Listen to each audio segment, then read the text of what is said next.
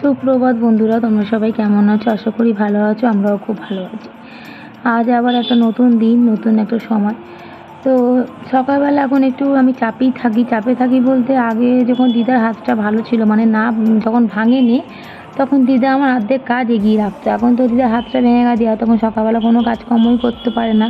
ওই জন্য আমাকে একটু সকালে এখন উঠতে হয়। তো যাই হোক, সকাল উঠে দেখো কাজকর্ম সেরে চা বসিয়ে দিচ্ছি। আমি আর দিদা চা খেয়ে নিয়ে একটুখানি আমি যাবো হচ্ছে মানে এই দোকানের দিকে একটু যাবো, টুকটাক কিছু আনার আছে, ওগুলো নিয়ে আসবো। ছেলেটাকে পাঠাবো না, কারণ আমার ছেলেটা গেলে পরে না কোথায় খেলতে ঢুকে যাবে আর আসবেই না। তো চলো চাটা খেয়ে নিয়ে বাজার চলে যাই, বাজার থেকে এসে তারপর তোমাদের সাথে আবার কথা বলছি।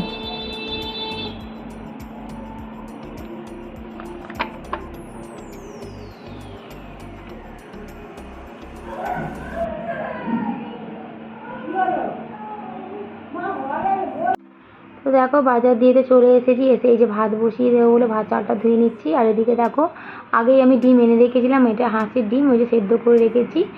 তো রান্না করবো বলতে ভাতটা বসাবো, ভাতটা বসিয়ে আনাজ কাটবো।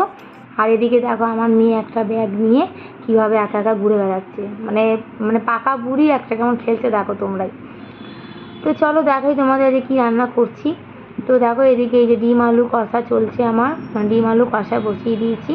ভাত ওদিকে আমার হয়েই গেছে। আর এদিকে একটু আমি কুমড়ো কেটে রেখেছি ভাজবো বলে।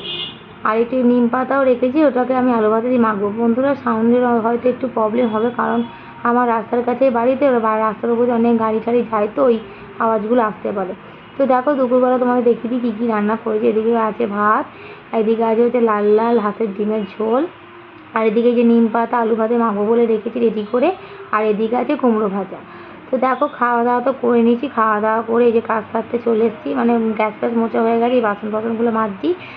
মেয়েটা ঘুমিয়ে পড়ছে খেয়ে দিয়ে, কারণ এখন একটু ভাবছি যে মাথাটা ঘষে একটু চান করবো। সকালবেলা একবার চান হয়ে গেছে, আর আমার মেয়েটা না জেগে থাকলে একদম বাথরুমে আমাকে ঢুকতে দেয় না, খুব কাঁদে দাঁড়িয়ে।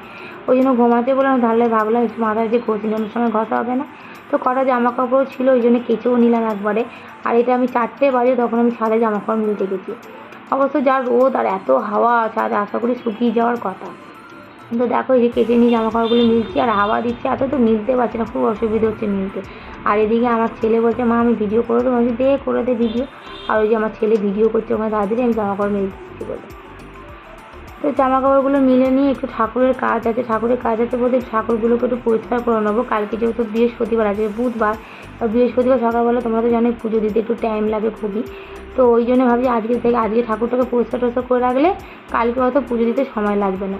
সকাল উঠে কাজকর্ম সেরে পুজোটা করে নেবো। সকালবেলা পুজো না করলে না বৃহস্পতিবার একদিন পুজো আমার হবে না, কারণ আমার মেয়েটা উঠে বললে আমাকে কিচ্ছু করতে দেয় না, খুব জ্ঞান করে, মানে ওঠার পরে ও প্রায় আধ ঘন্টা ধরে জ্ঞান করে, তারপরও ঠিক হয়ে যায় আস্তে আস্তে, কিন্তু এই আধ ঘন্টায় আমার যে অনেক কাজ বন্ধ হয়ে যায়।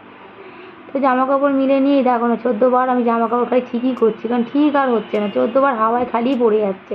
তো যাই হোক জামা কাপড় মিলে নিয়ে যে ঘরে চলে এসেছি, একটু রেস্ট নিয়েছি, রেস্ট নিয়ে এই যে সন্ধে দিতে বসে গেছি, সন্ধে হয়ে গেছে। আর আজকে সত্যি কথা বলতে বন্ধুরা আমি দুবেলা রান্না করে রেখেছি, রাত্রেবেলা আজ রান্নার কোনো ঝামেলা রাখিনি, ভাত করে রেখেছি, তরকারি করে রেখেছি। আর আমরা এখন 3জন আছি, আমার বর থাকলে একটু রান্নার সমস্যা হয়, কারণ ও আবার এবেলা জিনিস ওবেলা খেতে চায় না, ওকে রুটি করে দিতে হবে। আর যাই হোক ছেলেটাকে যা দেবো সেটা তোমার তাই খায়।